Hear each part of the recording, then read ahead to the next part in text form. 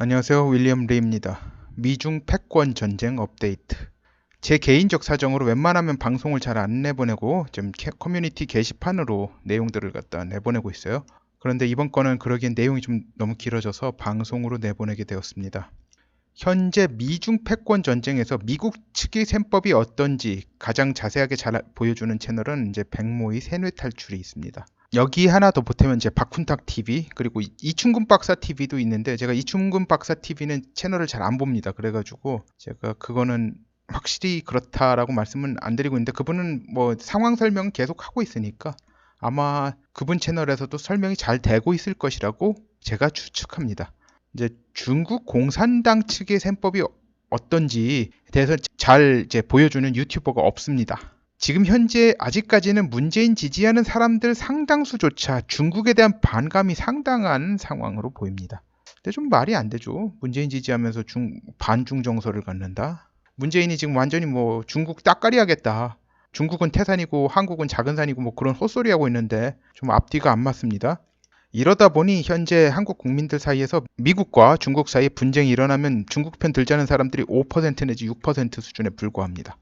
그러다 보니 유튜브에 중국 측의 입장을 조금이라도 대변하는 내용을 올리면 심적 압박을 느끼게 하는 댓글들을 많이 만날 수밖에 없어서요. 유튜브에서 친중질하는 사람들도 대놓고 하지 못하고 간 보면서 눈치 보면서 조심스럽게 하는 상황입니다.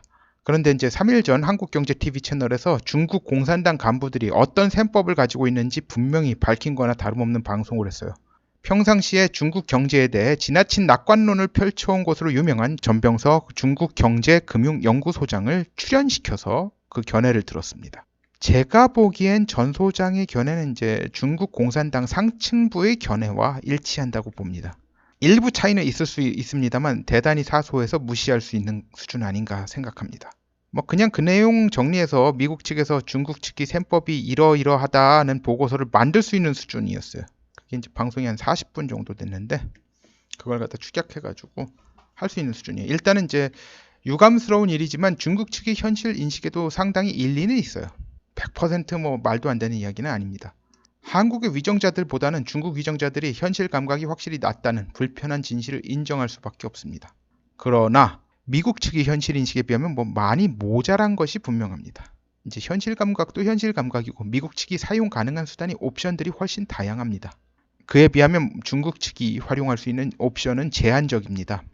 다만 미국 측도 허점이 없는 게 아니라서 중국 측에서 반격할 수 있는 여지가 전혀 없다라는 말을 할 수가 없어요.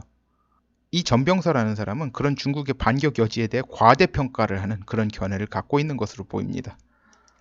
자, 이 사람이에요. 분명한 건 미국 측도 지금 상황에서 자만하면 역습당할 여지는 분명히 있습니다. 미국이 중국을 조이는 데 있어 향후 50년을 자만하지 않고 꾸준하게 주저앉히는 게 상당히 중요합니다. 이게 된다면 중국은 미국에 대해 중간에 특단의 변수가 나타나지 않으면 도저히 승산이 없습니다. 어느 정도까지 주저앉혀야 조금이라도 안심할 수 있냐면, 홍콩이 도로 중국에서 떨어져 나가고 중국도 최소 3개국으로 분할되는 상황으로 진전돼야 일단 조금이라도 안심할 수 있습니다. 지금 현재 미중 패권 다툼을 쉽게 설명하자면, 미국은 이제 팔이 6개 달린 달심 캐릭터고, 이거 스트리트 파이터 한 분들은 좀 알 거예요. 중국은 이제 맷집 좋은 그냥 미들급 박서 정도라고나 할까요? 둘 다 이제 맷집은 중국이 좀 더 세고 펀치력은 비슷하고, 그런데 이 달심이 뭔지 모르는 분들을 위해서 말씀드릴게요. 아는 분들은 다 알 거예요. 근데 달심이 팔이 2개가 아니에요. 한 6개 정도 되는 달심급이에요, 미국은. 자, 이거예요. 스트리트 파이터 하는 분.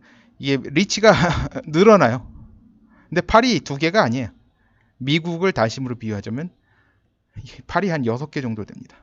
상대편은 뭐 이렇게 스트리트 파이터에 나오는 뭐 류 같은 이런 캐릭터가 아니라 그냥 일반 미들급 복서 정도 되는 거예요. 중국은 그냥 인간계예요. 중국은 한마디로 인간계 최강자고, 미국은 뭐 인간계를 초월한 초인간계 최강자 정도 되니까 좀 그런 수준이죠.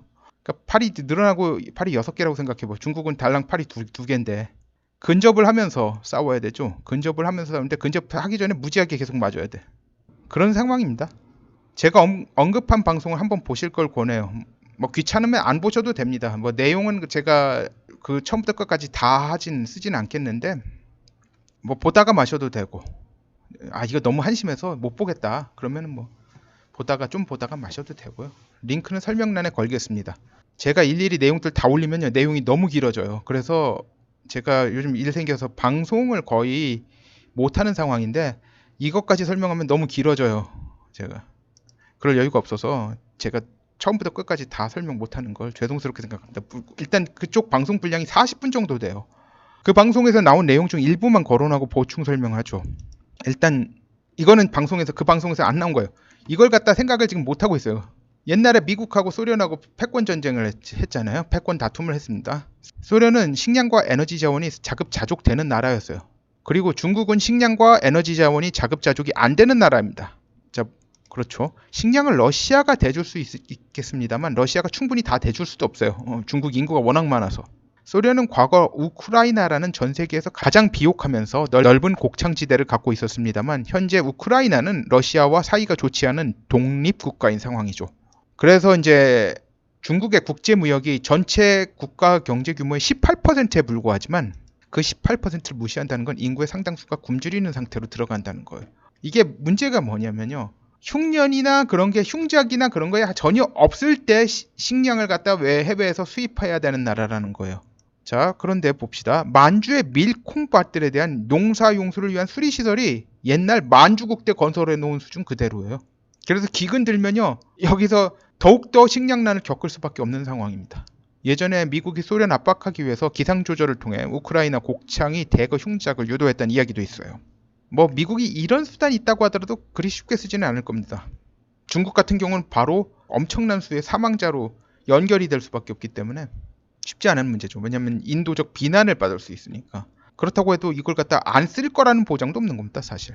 그리고 하여튼간 미국이 뭐 그렇지 않더라도 상당히 취약한 겁니다. 수리시설이 만주국 대 수준 그대로라니까. 중국이 산시댐이라고 엄청난 크기의 댐을 양자강에 지었죠. 세계 최대 수준의 댐인데 그거 댐 하나 지을 수준에서 조그만 댐들을 갖다 여러 군데 짓는 게 사실 중국의 식량 안보나 그런 것을 위해서 훨씬 낫습니다. 근데 중국 측은 그런 쪽에 대해서 전혀 생각을 안고 있는 거예요. 만주 쪽은 완전히 취약합니다.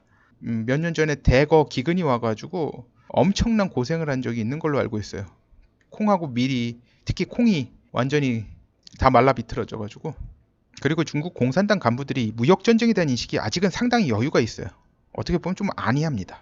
10% 관세는 견딜만 했다 이거예요. 공급 단가 하나 안 올리고도 마진폭이 한 70% 정도 감소하고도 버틸 수 있었다. 뭐 이 정도입니다. 그런데 이거 맛을 제대로 아직 못 봐서 그런 겁니다. 관세 25%면 10%대 수준이 박한 이윤이나만 내려면 공급 단가를 15 내지 20%를 상승시켜야 된다는 거 예전에 말씀드렸습니다. 10% 관세 때도 견디고 25% 관세 맞는 것도 당장은 큰 문제 없는 것 같다고 버티는 것은 중국의 싱크탱크가 얼마나 부실한지 보여주는 거예요.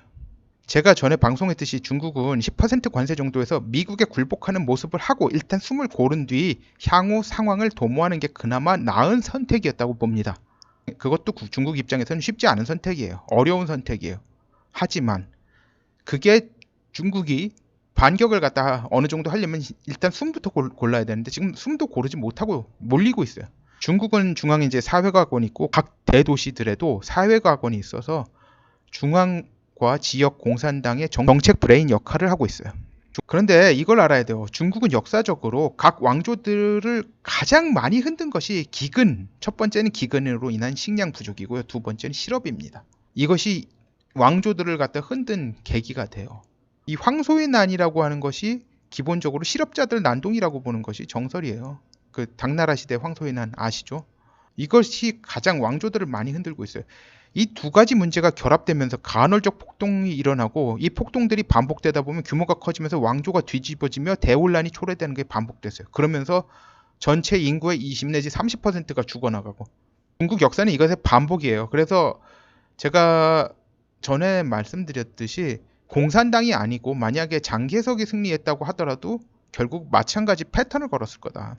왜냐하면 중국 역사적인 관점, 중국의 문화적 관점, 사회 관점에서 보면은요, 이 소위 말해서 브레이크라는 게 없습니다. 제동장치가 없어요. 사람들을 그러니까 내면적인 제동장치 그리고 외면적인 제동장치 그런 것들이 둘 다 동시에 제대로 있어야지 그 제동이 걸리면서 그래도 어느 정도까지는 가고 그 이상 넘어가는 걸 막을 수 있는데 중국 문화는 그게 없어요.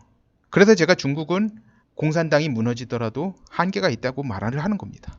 자, 지금 중국 내 일자리 수가 감소 일변도로 진행 중인데 이 부분에 대해서 애써 감추면서 외자를 붙들어 놓던지 유치하려고 용을 쓰지만 지금 중국의 인건비 부담, 이 고용주가 부담해야 하는 피고용인비 포함해서 증가 일변도라는 건 다들 아는 사실입니다. 이 상황에서 결국 중국은 시간 끌며 버티다가 친중파인 조 바이든이 미 대선에서 트럼프를 이기면 상황은 끝난다는 식으로 생각하고 있어요. 그 과정에서 화웨이는 희생시키더라도 할 수 없는 것이지만 그런 회사는 다시 세우면 된다는 식인 것 같습니다.